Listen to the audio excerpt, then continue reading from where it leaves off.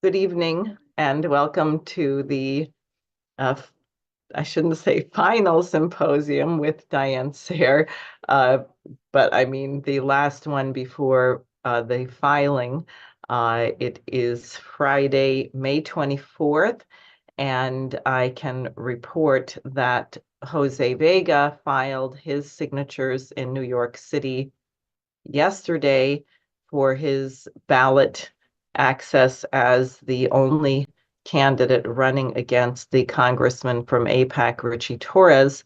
Uh, I will be filing on the last day after Memorial Day next week in my race against Kirsten Gillibrand, the senator from British Aerospace.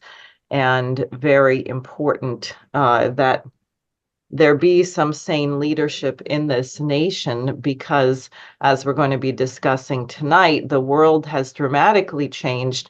And I keep having the sense that even people involved in opposing genocide in Gaza or opposing the weapons shipments to Ukraine don't fully understand that there has been a fundamental shift in power, which, if the United States were to return to its revolutionary identity, as in against the British Empire, as we heard last week from Roger Ham, was typified by the incredible pace of industrial and scientific development of the nation with the corresponding increase of population density, and an explosion in life expectancy, things like that, which go together, that we are now in a collapse, and other nations uh, are moving to do what Lyndon LaRouche proposed in the 70s. Now, Jerry's going to go through this a bit more, but I did just want to show you a little bit of this incredible communique, which was signed by Presidents Xi Jinping and Putin when they met in China last week, because it's quite extraordinary. It's quite comprehensive. It's 8,000 words. And you'll see the various things that are being done now, like the European Commission decision to seize Russia's foreign currency reserve interest, seize the interest from that, et cetera, and give the money to Ukraine. And I forget the agency, the something, it's not called the Institute of Peace, but it has a name like that. And what it is how they're supplying weapons to Ukraine. We could get more Orwellian doublespeak than that. But China and Russia are standing strong together, not against any third party. But I'll just show you this text, and I'm hoping that Dave can bring it up on the screen so that you can see it there. So it's called the Joint Statement of the People's Republic of China and the Russian Federation on Deepening the Comprehensive Strategic Partnership of Coordination in the New Era on the occasion of the 75th anniversary of the establishment of diplomatic relations between the two countries. And here it is. Okay. At the invitation of Xi Jinping, President of the People's Republic of China, Russian President Vladimir Putin paid a state visit to China from May 16th to 17th, 2024. They held formal talks in Beijing, jointly attended the opening ceremony of the 2024 through 25 China-Russia Cultural Year, and a special concert for the 75th anniversary of the establishment of diplomatic relations between China and Russia. Li Qiang, Premier of the State Council of the People's Republic of China, met with Russian President Putin. He also went to Harbin, which apparently has longstanding ties to Russia, to attend the opening ceremony of the 8th China-Russia Expo. So here we go. Number one. In 2024, China and Russia will solemnly celebrate the 75th anniversary of the establishment of diplomatic relations between the two countries. They say the relations have gone through an extraordinary development process. The Soviet Union was the first country to in the world to recognize and establish diplomatic relations with the People's Republic of China. After the disintegration of the Soviet Union, the People's Republic of China recognized the Russian Federation as the legal successor of the Soviet Union and reiterated its willingness to develop China-Russia relations on the basis of equality, mutual respect, and mutually beneficial cooperation. The Treaty of Good Neighborliness and Friendly Cooperation between China and Russia of 2001 laid a solid foundation. So they've been working on this since July of 2001.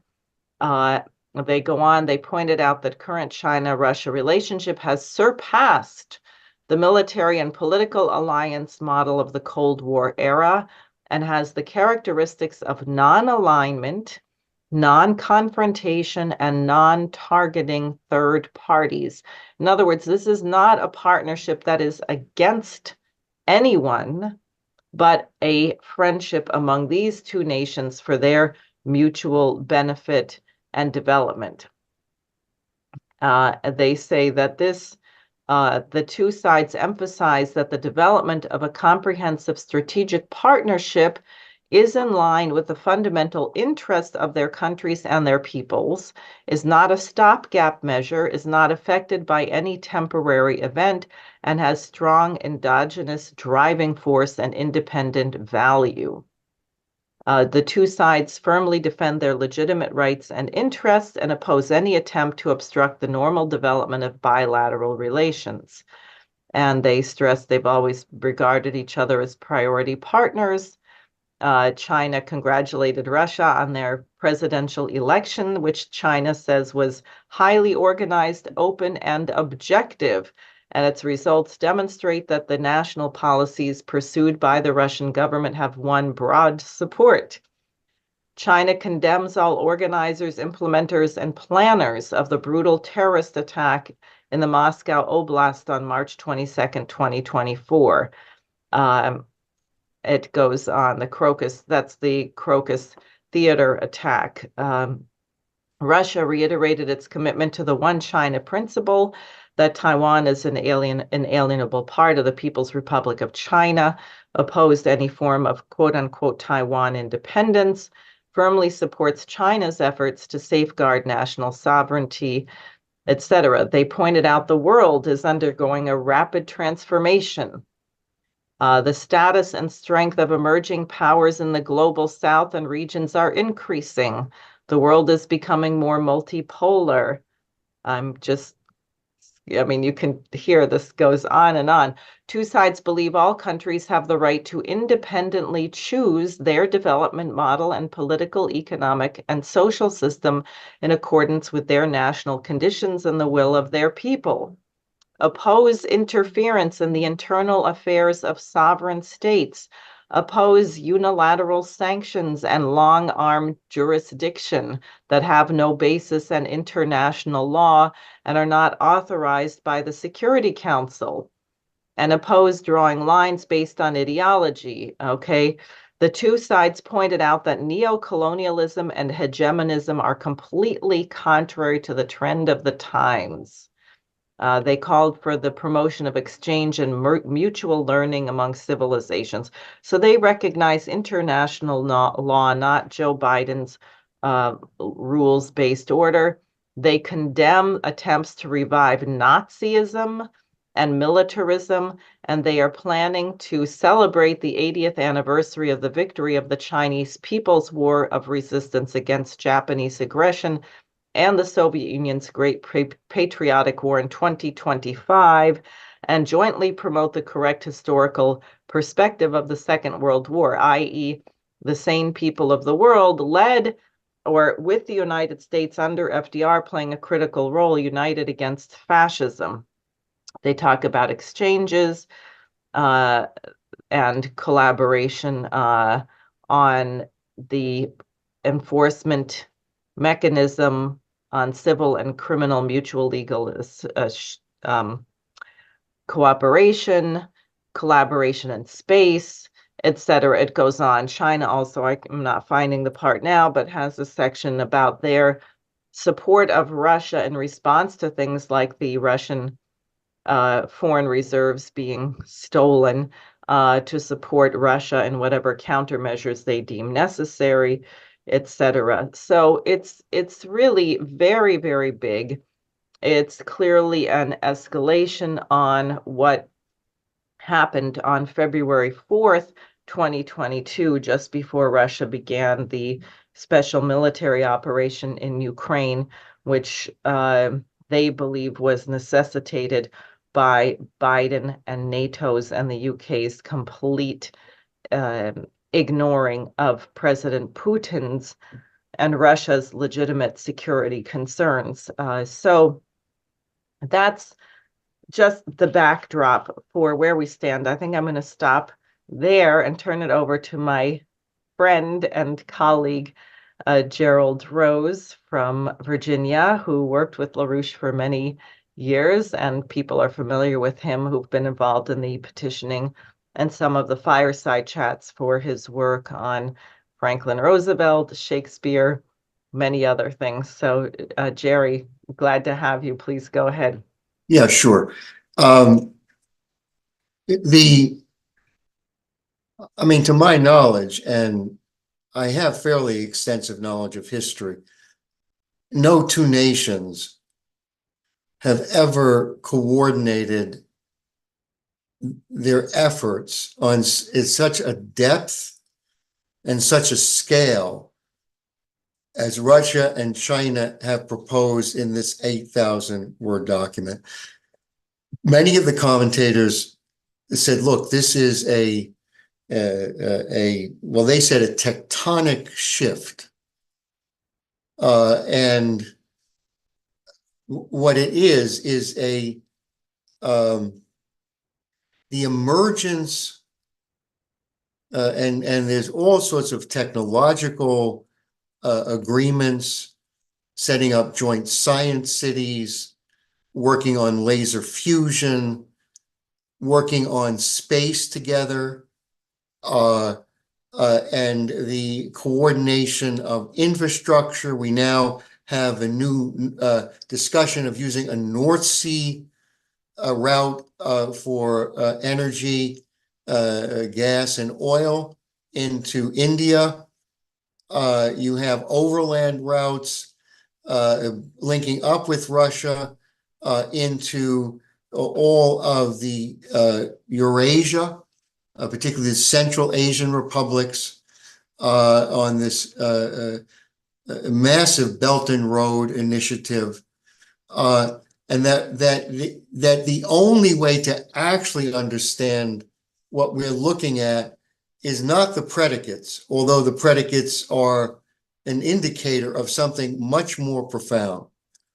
And this is what I want to give you an outline of right now.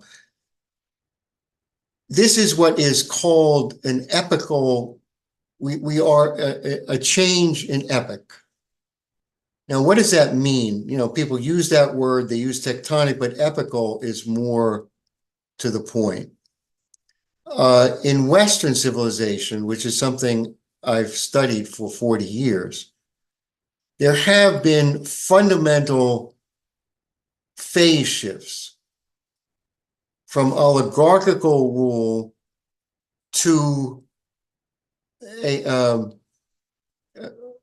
rule based or government based upon what we call in America the general welfare, or the Commonwealth, as it was earlier called in the famous shift after the Italian Renaissance. So if you were going to define the three phase shifts, upward trajectory of government and of scientific revolutions, and the application of those scientific revolutions to increases in what LaRouche's fundamental discovery was of what is called relative potential population density, which is an objective measurement of whether your government and the way you govern yourself is in accordance with natural law. Helga has this all over her 10 principles. So there were 3 what you would call phase shifts or epical changes.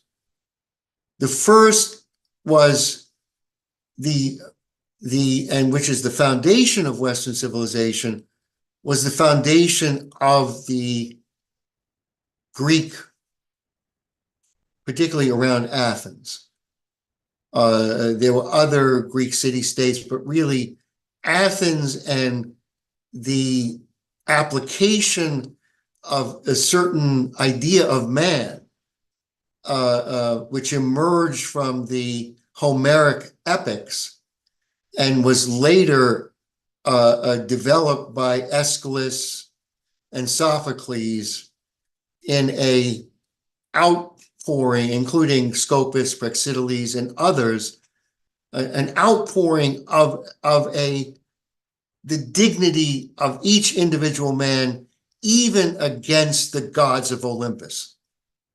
And of course, you have in Aeschylus's play Prometheus, the 3 plays on Prometheus, that man was given fire, but this was the emotional spark, or as Beethoven talks about it in Schiller's poem, the Götterfunken, the idea of the mankind in the image of the creator. It was very early on in the Greek developments. And the idea that the citizen who had access through the Greek dramas, and of course Homer, everybody had they didn't read early on, but this was sung as poetry. The Homeric epics were sung over 5 or 6 days, in which the audience participated in reliving the experience of the what was a dark age in the wake of the Trojan Wars. A dark age ensued all over the Greek territory, including emphatically the destruction of Troy, the absolute destruction of Troy. So that the Homeric epics, in presenting this and the Odyssey as an idea of man that emerges in a leader like Odysseus and his capabilities, and the interplay between Odysseus and Pallas Athene, which was the basis for Athens. She was the goddess of wisdom and truth and justice. And the elaboration of that led to, at the time, one of the most extraordinary civilizations in mankind's history. Out of a pre-tribes and tribal things emerged because of the poet Homer. And the elaboration of that through Aeschylus and Sophocles created a citizenry who understood a relationship to each other based upon the dignity of each individual. And I'm not going to go through that. It's a long discussion, but I just want to present it because there was a degeneration of that process, which led to the Peloponnesian Wars, in which Athens, who was the fountain of justice for all of Greece, and Athens was the one who fought the Persian Empire and defended the Greek city-states. They were the ones at Marathon who defeated the Persian Empire. And along with others, they were the central force in the Persian Wars that liberated Greece from the tyranny of a Persian empire.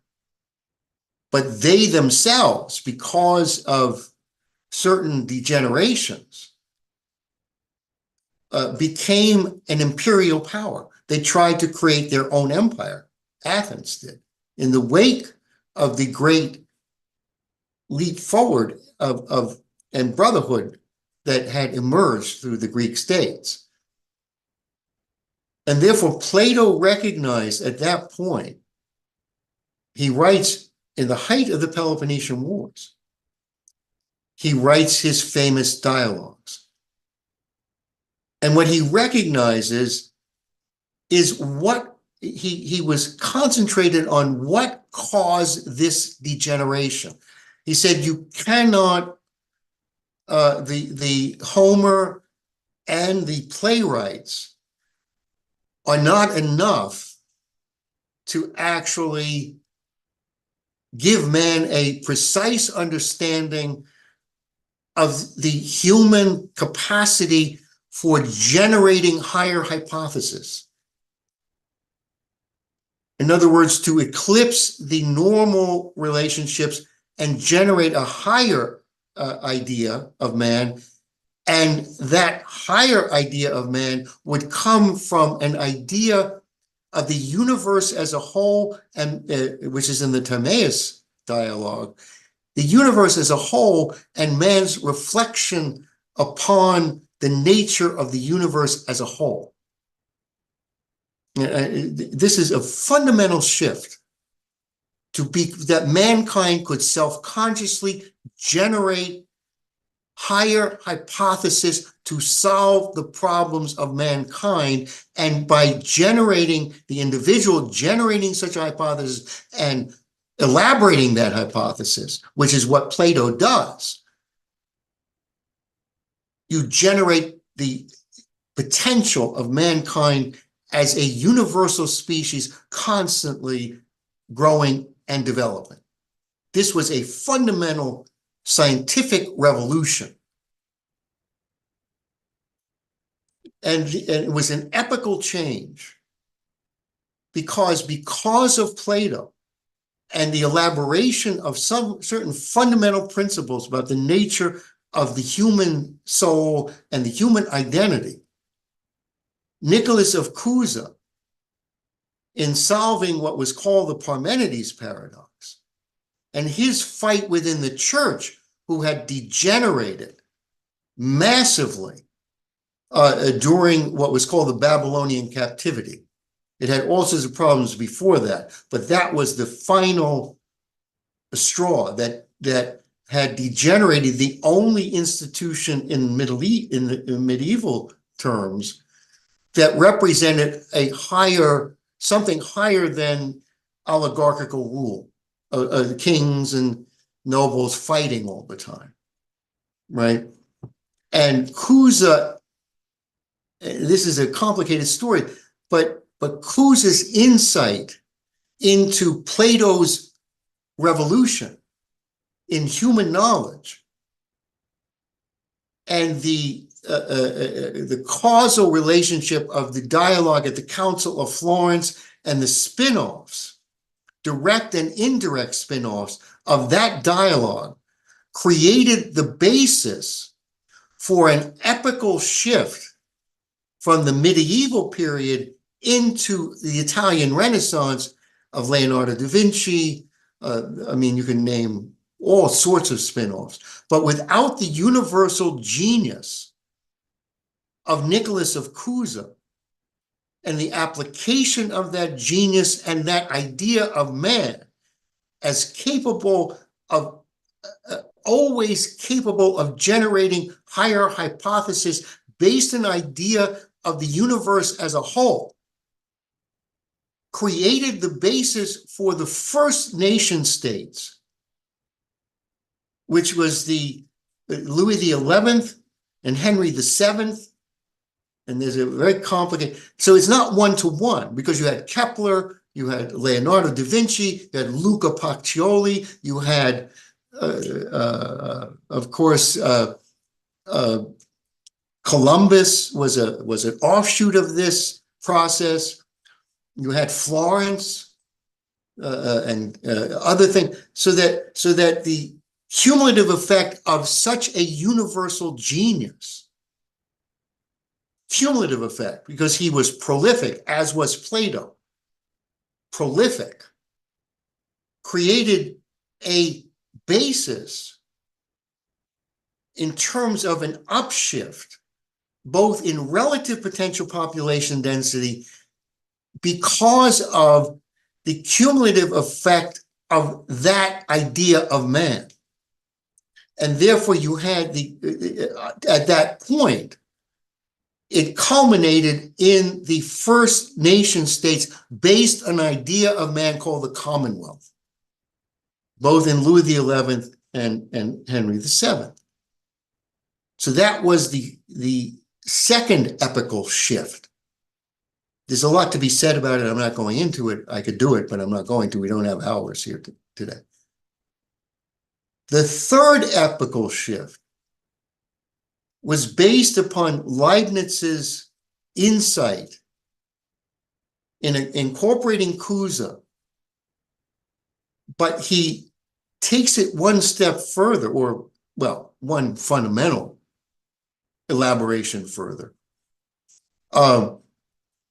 And on the basis of Leibniz's universal genius, he was capable of the basis for the actual physical underpinnings of the American Revolution was a spin-off of Leibniz's fundamental contribution. And the American Revolution was the basis for the first time in history that government of, for, and by the people, based upon the general welfare, could not only be promulgated in terms of an idea, but actually occur in terms of physical economic upshifts. And these are complicated stories, but it was on the basis of the fundamental insights of universal physical geniuses. And that is the context to understand what has just happened between Russia, China, India. The whole Middle East is coming in on the BRICS question. The whole of Africa is coming in on this. But how did that occur? It occurred because a universal genius, Lyndon LaRouche, had appropriated the Greek. Helga was crucial for Lynn in terms of the insights into Cusa and the Italian Renaissance. And Lynn on his own had worked through Leibniz's fundamental discoveries. And on the basis of the greatest scientific revolution in mankind's history, and I will argue that with anyone, in terms of a concrete clarity, in terms of how the human species reproduces itself and how it promulgates and continues to reproduce itself on a higher level. There has never been a clearer, more concrete understanding of that revolution in mankind's history. And that is what is informing the deliberations throughout the world in terms of this epical shift. This is the greatest, most profound, most in-depth shift in mankind's history, which will take us to space, which will take us to fusion energy, which will take us to an idea of man that hardly can be conceived of today. And that when you hear Xi Jinping discuss the idea of creativity as creating as fundamental. Richard Black has done some work on it.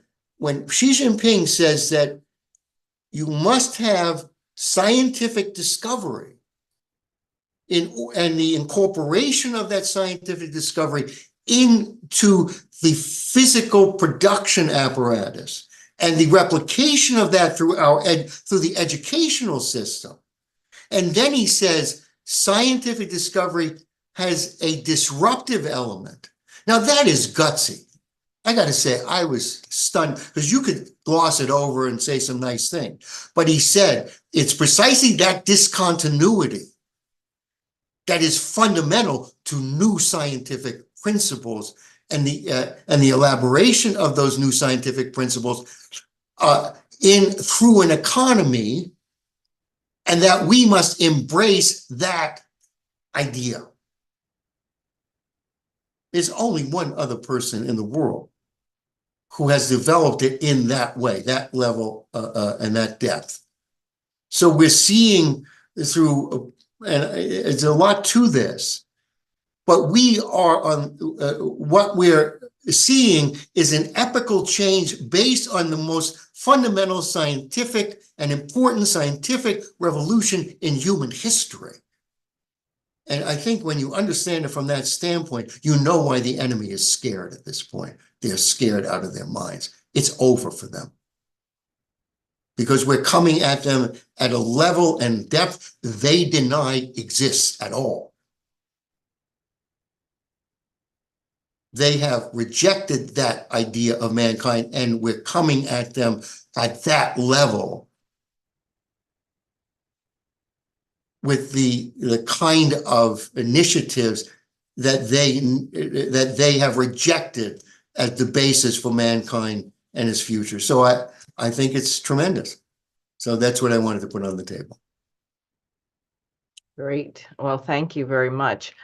I think, well, I'd like to get your thoughts, because it seems to me that the United States, the American intellectual tradition that Lynn represented, really is needed here.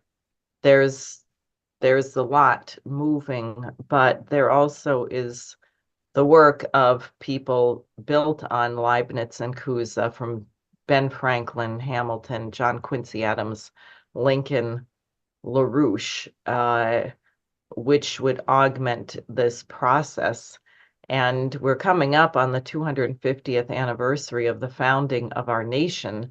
So just as China and Russia are celebrating the defeat of fascism in Europe and Asia, I think we have to rekindle the delight. We should celebrate we should glorify the defeat of the British Empire, I'll put it that way. But what thoughts do you have on that? Well, look,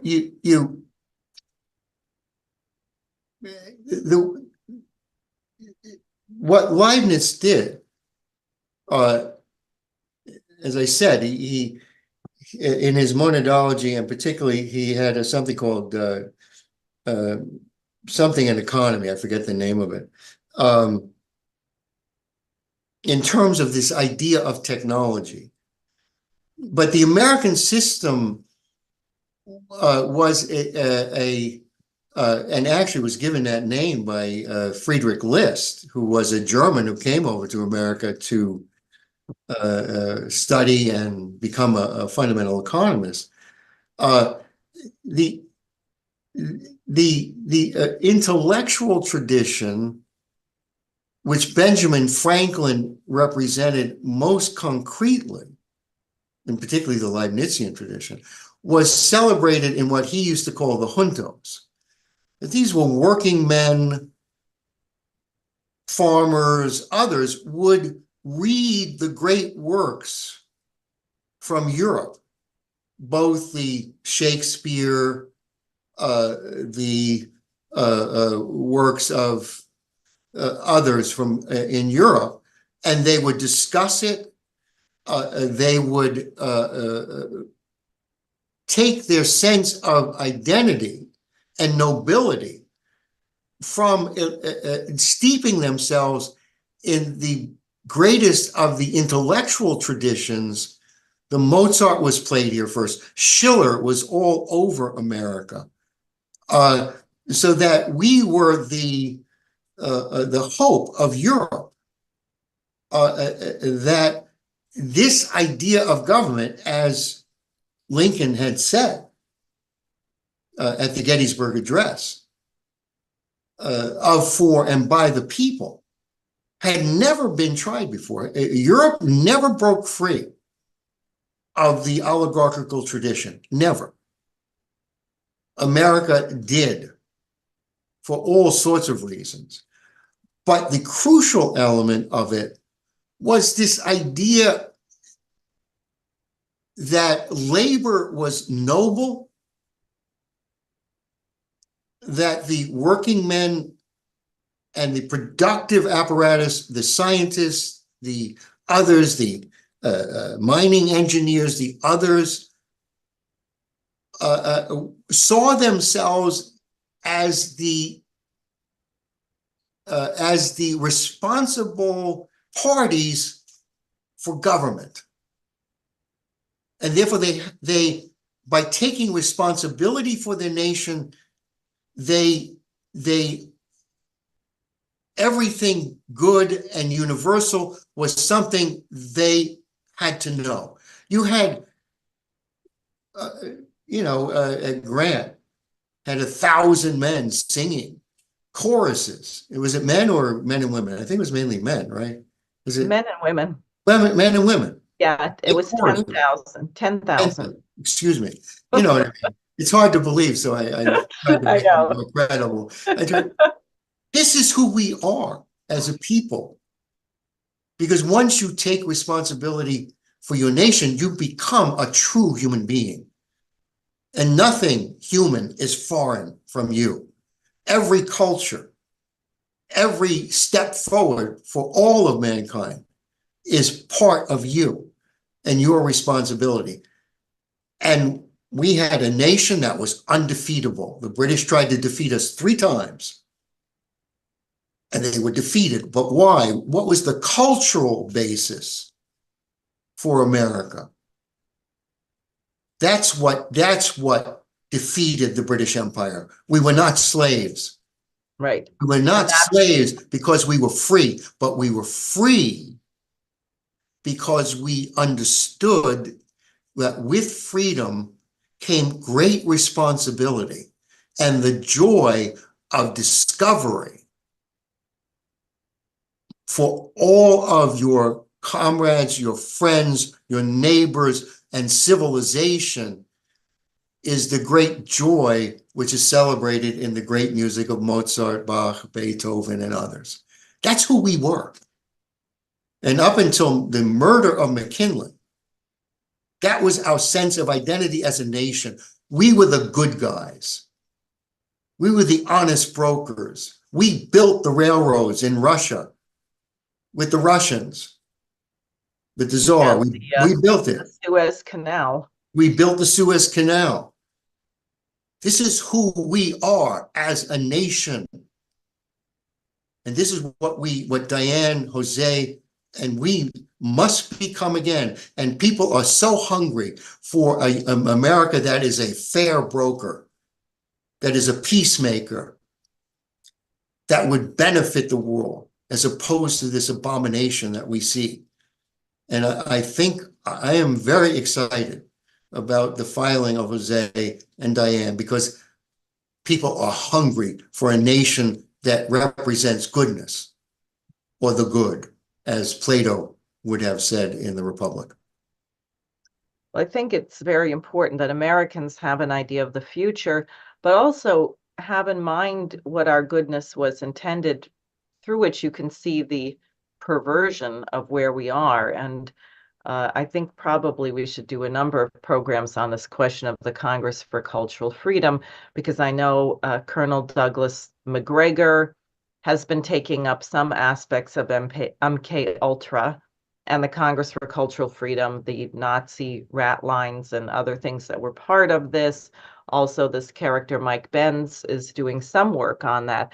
but no one understood it and why it was so devastating in the way that Lyndon LaRouche did and the way that we do. For example, you can tell by the kind of music people listen to. People don't understand the import of what Schiller was getting at, the necessity of educating your emotions. How does one educate one's emotions so that one chooses to do what is right on impulse? And that really requires a cultivation of an aesthetic sense, a sense of beauty. I know Xi Jinping has spoken about this some. And I just want to bring up, because it's so deeply disturbing me. I was reading, apparently at the Harvard University graduation, the student, I don't know if she was the valedictorian or whatever she was, but giving a speech there, went off her written remarks, pulled a piece of paper out of her sleeve, and began condemning the university for denying 13 of her classmates their diplomas because they had participated in the anti-genocide encampment, the pro-Palestine encampment on campus. And she was saying how unfair this was, where, you actually are causing a major change in someone's life if they spent tens of thousands of dollars. Now, I certainly wouldn't waste money on a place like Harvard, but nonetheless, there's some decent professors there. So you've spent all this money going to Harvard, and now you're not going to have a degree. And not only that, if various members of our Congress have their way, you're going to have quote unquote criminal records, or you'll even be painted as a terrorist, or you'll be put on a list of people who can't fly in airplanes. For what? For standing up against a slaughter, for standing up and telling the truth about a war crime. We have the Congress deciding that IDF soldiers, if they're living in the United States, or I guess dual citizens, people who fight for Israel are going to get the same veterans benefits as American soldiers. Now, unfortunately, our veterans tend to be treated very poorly, something that has to be addressed. But I think that's despicable. I think Naledi Pandor's, the foreign minister of South Africa, her response was much more accurate, much more in keeping with international standards, which is anyone who participates in fighting with the IDF in Israel will be arrested when they return to South Africa. That would be appropriate. The truth will come out, and there is going to be a terrible reckoning, just as when the truth came out about what the Nazis actually were doing. And the Nuremberg tribunals were held, pushed primarily, in my understanding, by the Russians, by the Soviet Union, because they wanted to ensure that this would never happen again. It is not as if people don't know about this. And even in Speaker Mike Johnson's, the Speaker of our House of Representatives, even within his own staff, people are leaving because of this. But I must say, I find it very eerie that someone, and Netanyahu, he wants to invite him to address both houses of Congress. I don't know if Schumer has signed the invitation yet. You had the president of Kenya here. The president of Kenya, is he invited to address the Congress? No, only people like Zelensky who give, Sig Heil salutes to Nazis in the Canadian Parliament, and Netanyahu, who's committing war crimes. If this doesn't turn your stomach as an American, there is something deeply wrong with you. The United States, Alexander Hamilton, George Washington, Harriet Tubman, John F. Kennedy, Lincoln are rolling over in their grave. Martin Luther King, people in the veterans who died defeating the Nazis are turning over in their graves, wondering what on earth has become of our government, and when are the American people going to stand up and call it out and fight. And I also have to say that pessimism, which Roger identified last week, is willful. You are pessimistic because you decided to give up, and that's despicable. And I hate to say what's going to happen to you after you die, but you should change that. There is such a thing as redemption. Because I don't know, these nations, this combination is very powerful. So perhaps we will be lucky And it will merely be that the United States disintegrates and collapses into the dustbin of history, and people live miserable, short lives infested with diseases and dark age superstition. But I don't think it works like that. I think the world is too small. So we really have to change. And this cynical, nasty, fearful, pessimistic attitude among our fellow Americans has to be dropped. People have to remember what this country was intended to represent and think about your own forebears who played a role in that and do something about it.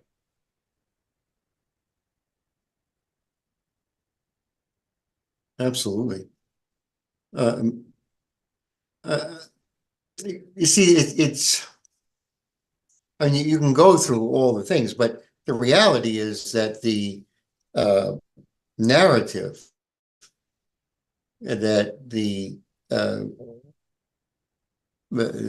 that they think dominates people's thoughts, they don't. They're losing control of the narrative. And there is an implicit intellectual tradition in the United States. Many of the real intellectuals have grouped and increasingly are grouping around us because they understand that if you're going to fight for something, uh, you have to you have to reckon with the fact that we've been on the front line for 40 years and we know what to do.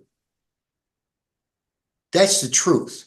And you see people like Jeffrey Sachs, you see others uh, uh, who really are intellectuals. They have some very strange ideas about things, but they are intellectuals. And they recognize, like, for instance, with you on the ballot and Jose on the ballot, it will become a rallying point for the whole country in terms of a return to America as an actual, some place you can look to for justice, a place you can look to for solace, to defend you if you're weak, which is what America used to do, and help, infrastructure, Franklin Roosevelt. I mean, I could go through the history of the thing. We were the beacon of liberty for the world as late as 1944 or 45 when Roosevelt died. That's not so long ago. So I think, Plato had this idea of the good as the highest joy and the highest truth. And we are returning America to the good. And I think people are hungry for something good. And I think that's our courage to stand alone. We had others in our organization who didn't have the guts to stand alone. After Lynn died, they jumped ship for Trump because they couldn't stand standing alone. They jumped ship for Robert Kennedy, but because we stood alone and spoke the truth, people trust us in a fight. And I think that's you see it with Jose, you see it with you. I'm very optimistic, given the total breakdown of both parties and the so-called independent stuff. So right. I'm very optimistic at this point. Good. And I tell you, what we've done on the petitioning is heroic. Absolutely heroic. I think that's an understatement. I know. It's a miracle. Let's say that on Monday. Monday. Okay. All right. Well, thank you very much. We'll be here next week. There will certainly be developments with the campaigns by a week from today. And anybody who would like to help circulate petitions to get me on the ballot, there are fairs and Memorial Day weekend activities everywhere. Tomorrow is really the final full day for petitioning. If you can do your petitions perfectly, you may do some petitioning on Sunday as well. And otherwise, to explode like a rocket after this phase, the campaign is going to need a lot of financial support. So everyone there who hasn't given your full $3,300 legal limit between now and the primary, which is June 25th, please donate. So thanks a lot, and we'll see everyone next week. Great.